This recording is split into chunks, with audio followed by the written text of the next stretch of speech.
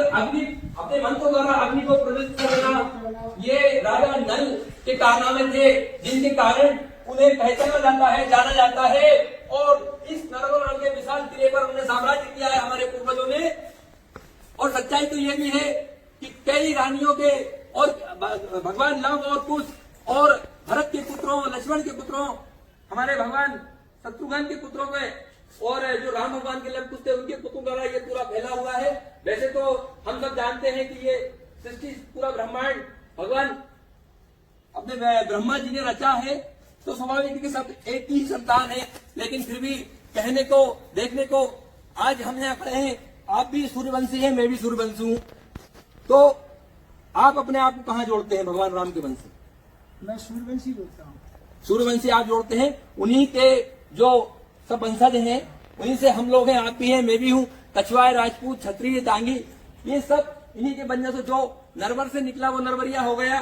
और ऐसे देखिए आप, मुझे लगता है महाराज जी यहाँ से ये पूरा जब महल हम देख रहे हैं राजा नल का, यहाँ से ये देखते हैं भव्य नजारा पूरा दिखता है। लगभग जहाँ तक आंख जाए वहाँ तक नजारा दिखता है। क्या राजा नल यहाँ से अपनी पूरी प्रजा को देखा करते थे? प्रजा को देखते थे, बिल्कुल बढ़िया नजर देखते थे, प्रजा को देखते थे, सब कुछ। मैंने तो ये सुना है कि उनकी लगभग सारी प्रजा महल के अंदर रहा करती थी। महल के अंदर रहती थी या कोई सेना में। मैंने तो ये भी सुना है कि नीचे सिकंदर बहुत दिनों तक पड़ा रहा लेकिन ऊपर नहीं चढ़ पाया। ये सिकंदरपुर का, ये सिकंदरपुर है। ये देखिए, ये सिकंदरपुर इसलिए कहलाता है क्योंकि सिकंदर इस किले पर चढ़ने के लिए आया लेकिन ऊपर नहीं चढ़ा, नीचे रुका रहा काफी दिनों तक, उसकी हिम्मत नहीं हुई। यहाँ की माया कह लो या भगवान राम का आशीर्वाद, ये राजा नल जो कि एक जमाने में जिन्हें स्वर्ग से भी बड़ा राजा माना जाता था।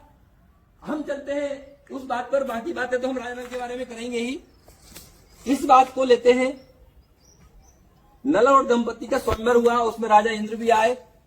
तो स्वाभाविक है कि जब राजा इंद्र को उन्होंने नहीं वरमाला डाली और अन्य देवताओं को, तो इससे राजा इंद्र जरूर चढ़ा होगा। हाँ, इंद्र चढ़ गया। नहीं, चिढ़ने की आदत रही है इंद्र भगवान की, इसलिए तो उसने कोप किया है। क्या किया फिर उसने कोप किया है कि वर्षा अधिक करना, कोप करना, लड़ाई करना। तो फिर लड़ाई करके आए तो फिर महाराज राजा नल ने युद्ध किया है। अच्छा, राजा नल और इंद्र का आपस में युद्ध हुआ है? युद्ध हुआ है यहाँ, राजा नल का युद्ध हुआ है। और तो इंद्र का कौन जीता फिर? राजा नल जीता। राजा नल? हाँ, राजा नल जीता। अच्छा, राजा नल ने पूरी सेना पराजित कर दी। पूरी सेना को पराजित कर दिया, मतलब मार डाला। हाँ बिल्कुल। मतलब जो राजा इंद्र के जो पूरे देवता रूपी सेना थी सारी मर गई। सारी मर गई, इंद्र भाग गया। फिर इंद्र भाग गया, सारी सेना मर गई। तो बात यहाँ उठती है ये कि फिर देवता कैसे मर सकते हैं? मर जाते हैं, इसलिए सबको लग जाती है।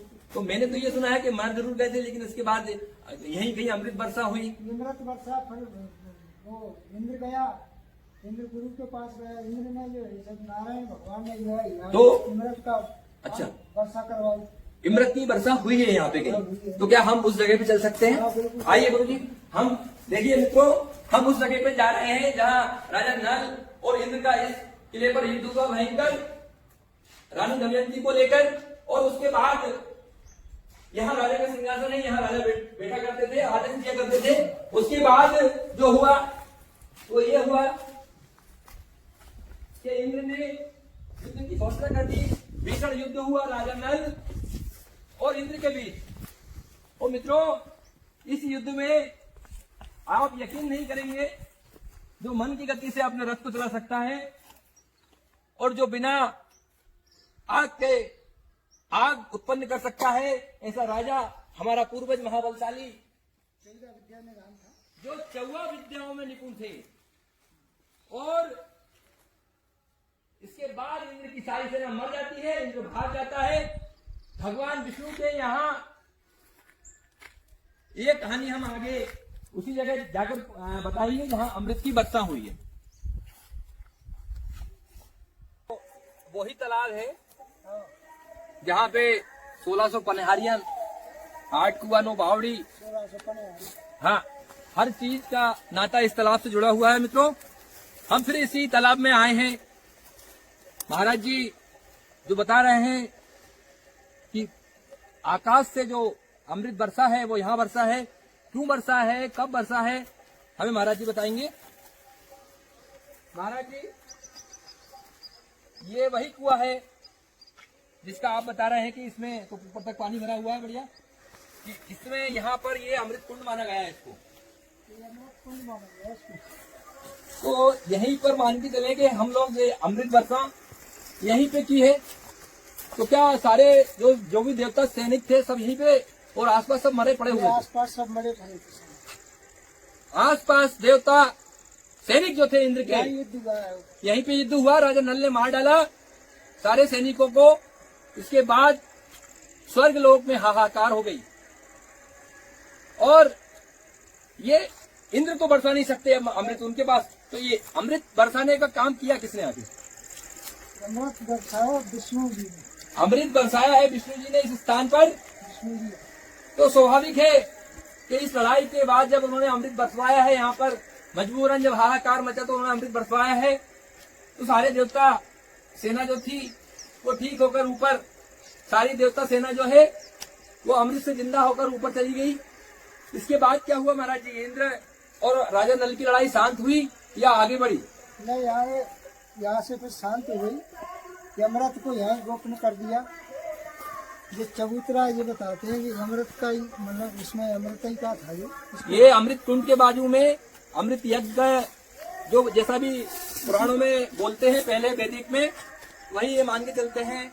आज यहाँ घास है, फूस जो भी है, ये साफ यहाँ पे अमृत, मतलब दुनिया में बहुत बड़ी बात है, बड़े बड़े राज छुपे पड़े हैं। बताइए, हमारे मध्य प्रदेश के शिवपुरी से मात्र 43 किलोमीटर दूर इस बियाबान लेकिन आंधी तूफान, कहने का मतलब 36 किलोमीटर के दायरे में फैला हुआ नरगढ़ के किले में यहाँ अमृत वर्षा हुई है और हम इसको ढूंढने जाने कहाँ कहाँ, अपने ही देश नहीं विदेश नहीं जाते हैं।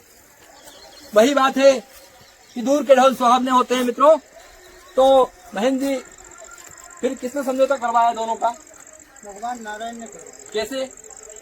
नारायण ने करवाया, उनकी सेना जीवित हो गई। हाँ, सेना जीवित होने के बाद इंद्र ने मांग स्वीकार कर ली। इंद्र ने क्या मांग स्वीकार की? इंद्र की मांग राजा नल ने स्वीकार कर ली क्योंकि उनने विपत्ति मांग ली। तो राजा नल ने विपत्ति क्यों मांगी? क्या इंद्र जैसे दमयंती को मांग रहे थे? तो उसको लेके युद्ध हुआ, उसके बाद भगवान विष्णु के यहाँ समझौता हुआ, बैठक हुई। उसमें क्या बोला विष्णु भगवान? विष्णु भगवान ने यही बोला इंद्र से कि आपको दंड तो लेना पड़ेगा। अच्छा, दंड तो लेना पड़ेगा, या तो आप दमयंती को दे दो या दंड ले लो। तो उन्होंने अपने ऊपर दंड ले लिया। यह दर्शाती है कि वो कितना प्रेम दमयंती से करते थे। उन्हें दुनिया भर की मुसीबत अपने ऊपर ले ली मित्रों। और इसी उसमें यहाँ पर उस समय, ये करीब कितने हजार साल पुरानी बात है? ये राम जी से पहले की बात है। तो रामायण काल के पहले की बात है मित्रों, उस समय की बात है। तो सीधी सी बात ये आती है सामने खुलकर कि उन्होंने अपने सर पे भगवान नारायण के द्वारा विपत्ति ले ली। सोचिए, एक पृथ्वीलोक का राजा स्वयं भगवान विष्णु ने उन्हें बुलाकर कहा कि नहीं, मैं आपकी समस्या नहीं सुलझा सकता, या तो इंद्र को दमयंती दो या अपने सर पे मुसीबत लो। तो मित्रों, उन्होंने मुसीबत ली, कहा ठीक है, मंजूर है मुझे। तो ये सारा अंदर ही अंदर खजाना भी खाली होने लगा, विपत्ति आ गई। पर दोनों प्राणी जो यहाँ से निकल के, दोनों प्राणी कौन कौन? दमयंती तो बाकी रानियों क्या हुआ?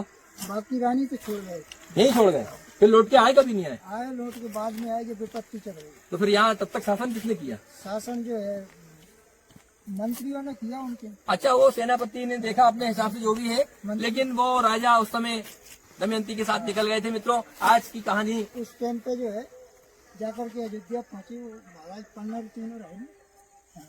महाराज जी, इससे आगे की कड़ी हम फिर बाद में बात करेंगे। नमस्कार मित्रों, मैं गणेश सिंह डांगी पत्रिका प्रभाव जिला भोपाल अध्यक्ष, उपाध्यक्ष भारतीय जनता पार्टी साकेत मंडल भोपाल, अधिवक्ता भोपाल जिला सत्र न्यायालय। जय हिंद, जय भारत, जय डांगी समाज, जय हिंदू समाज।